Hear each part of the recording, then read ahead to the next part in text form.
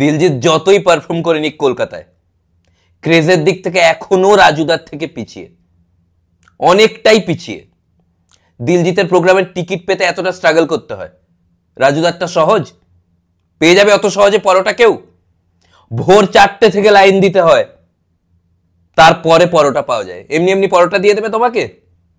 Line দিতে হবে। আর তোমরা কি ভাবছো তোমরা এসে লাইনে দাঁড়াবে, খেয়ে দিয়ে বেরিয়ে যাবে? কেমন হলো কে বলবে? কে বলবে ফুড ব্লগারদের যে কেমন পরোটাটা হলো? পুরো উত্তর দিয়ে যেতে হবে।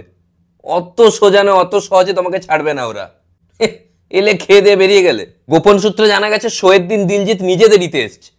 জিজ্ঞেস করা হলে বলছে আমি রাজুদার ওখানে লাইন দিয়েছিলাম। আর যে আনলিমিটেড তরকারিটা রাজুদা আনছে, রাজুদা তো পরিষ্কার আনছে ওটা, কিন্তু তারপরে কখনো ফুড ব্লগারের মাইক পড়ে যাচ্ছে, কখনো এটা পড়ে যাচ্ছে, কখনো ফুড ব্লগার নিজে পড়ে যাচ্ছে। একবার তো দেখলাম ফুড ব্লগার পড়ে গেছে, রাজুদা ফুড ব্লগার সমেত তরকারি দিয়ে দিচ্ছিল, বলছে খা, একেই খেয়ে শেষ কর। ফুড ব্লগাররা এমন ঠেলাঠেলি করছে, আরেকটু হলে রাজুদা তরকারিতে পড়ে যাচ্ছিল, মানে আক্ষরিক অর্থে রাজুদার তরকারি হয়ে যেত। আর যারা লাইনে দাঁড়িয়ে থাকে রাজুদা পড়ে গেলে রাজুদা সমেত খেয়ে নেবে, ওরা মানবেই না। রাজুদাকে খেয়ে নিয়ে বলবে এটা রাজু নয়, এটা কাজু। মানে এরকম শোনা যায় বড় বড় ডাক্তারকে দেখাতে গেলে ভোর থেকে লাইন দিতে হয় নাম লেখানোর জন্য, এখন পরোটা খাওয়ার জন্য ভোর থেকে লাইন দিতে হচ্ছে। তাও ডাক্তারের ওখানে নাম লেখানোই যাচ্ছে না, কেননা যে নাম লেখে সে নিজে রাজুদার পরোটার দোকানে লাইন দিয়ে আছে। মানে এখন পরোটার একদম নবজাগরণ চলছে। মানে পরোটা আসার পর মানে একটা মানে কর্মসংস্থানের একটা দিক খুলে গেছে, একটা দিগন্ত যেন। আমার পাড়ার একটা ভাই ফিজিক্সে পিএইচডি করে পরোটা বানানো শিখছে, পিএইচডি পরোটাওয়ালা। আর যে কোনো বিজনেসে এতটা আসতে গেলে যথেষ্ট পরিশ্রম করতে হয়, মানে রাজুদাকে অনেক পরিশ্রম করেই এতটা আসতে হয়েছে। তাও কিছু ফুড ব্লগাররা গিয়ে ওখানে এমন প্রশ্ন করছে যেন বিবিসি ওয়ার্ল্ডের কোনো বড় সাংবাদিক এসছে। মাঝে মাঝে আবার এরকম ফরমাইশও দিচ্ছে, রাজুদা ওই ডায়লগটা শুনিয়ে দাও। আরে ওটা রাজুদা, মিঠুনদা নয়। বিভিন্ন ধরনের প্রশ্ন করছে। রাজুদা তোমার নাম কি, তোমার বাড়ি কোথায়, তোমার বাড়িতে কতজন থাকে, তোমার বাড়িতে তুমি থাকো। আরে কি ধরনের প্রশ্ন এটা? কে আবার প্রশ্ন করছে রাজুদা তোমার এই সাফল্যের পেছনে কার অবদান আছে? রাজুদা ওখানে পরোটা বিক্রি করতে গেছে না টেডেক্সে গেছে? রাজুদা সাফল্যের কাহিনী শোনাচ্ছে আবার ওখানে।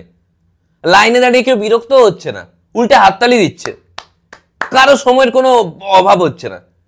কেন হবে? সব তো বেকার। মানে যে ভোর 4টা থেকে পরোটা খেতে আসে তার কি কাজ আছে বাড়িতে? মানে ও পরোটা ভোর 4টা থেকে খেতে এসছে, তাতে আমার কোনো প্রবলেম নেই, কিন্তু কি কনফিডেন্স আবার বলছে যে ভোর 4টা থেকে আমি উঠে এসেছি। মানে ও কি বলে বাড়ি থেকে বেরোচ্ছে, মা তাড়াতাড়ি তাড়াতাড়ি তাড়াতাড়ি সবকিছু রেডি করো, পরোটা খেতে যেতে হবে জরুরি কাজে। একটা ভিডিওতে দেখছি রাজুদা পা ধরে নিচ্ছে একজনের, যে প্লিজ প্লিজ আমাকে ব্যবসা করতে তো এত ডিস্টার্ব করো না।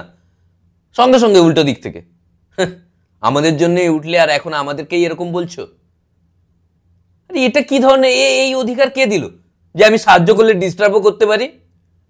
এরপরে কেউ আমার কাছে সাহায্য চাইতে এলে আমি ডাইরেক্ট বলে দেবো যে আমি সাহায্য করবো, কিন্তু এরপরে কিন্তু মারাত্মক ডিস্টার্ব করবো আমি। সব ফুড ব্লগার এরকম হয় না, কিছুজন যারা ভালো ফুড ব্লগিং করতো তারাও এদের জ্বালায় মানতেই চাইছে না ওরা ফুড ব্লগার, ওরা ডিনাইলে চলে গেছে। না না, আমরা কোথায় ফুড ব্লগ, আমরা তো আগে করতাম, এখন এমনি ব্লগ করি। কিসের? ফুডের। কেউ কেউ ল্যাঙ্গুয়েজই চেঞ্জ করে নিয়েছে। না না, আমি বাংলায় আগে করতাম, এখন ইংলিশে করি। I do English in food blogging.